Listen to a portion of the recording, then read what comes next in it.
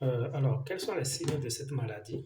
Euh, Très rapidement, les signes de cette maladie, c'est surtout une fatigue intense, ce qu'on appelle en général les altérations de l'état général.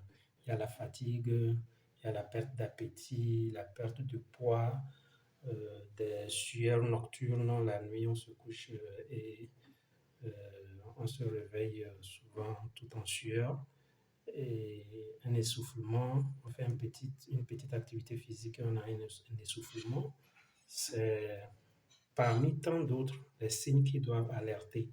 Okay. Au niveau abdominal, on peut avoir une lourdeur comme s'il y a une masse. Bon, ça c'est surtout chez les adultes qui peuvent retrouver ces signes-là, mais chez les enfants aussi, c'est des choses qui attirent l'attention des parents.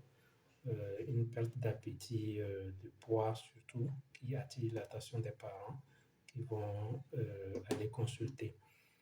Alors, il y a une analyse phare qui permet de diagnostiquer cette maladie qu'on appelle la numération fourmi sanguine, c'est-à-dire NFS, la numération fourmi sanguine, où le médecin va retrouver beaucoup de lymphocytes euh, trop élevés par rapport à la normale.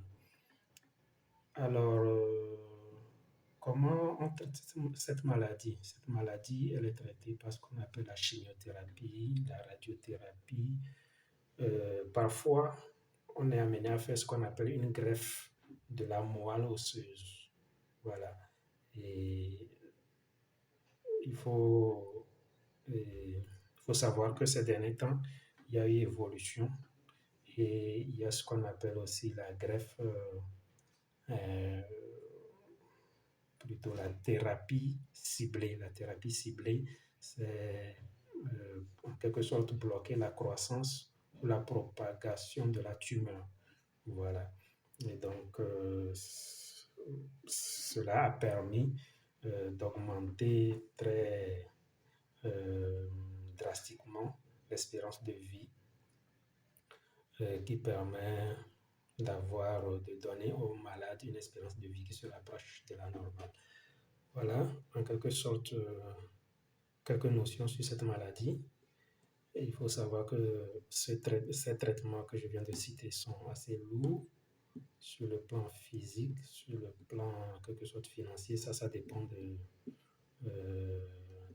quel centre vous prend en charge.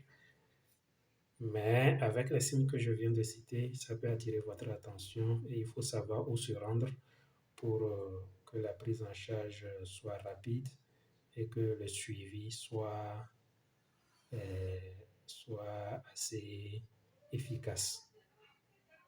Je vous souhaite une bonne journée et j'espère que cette vidéo vous a apporté une information de plus. À plus.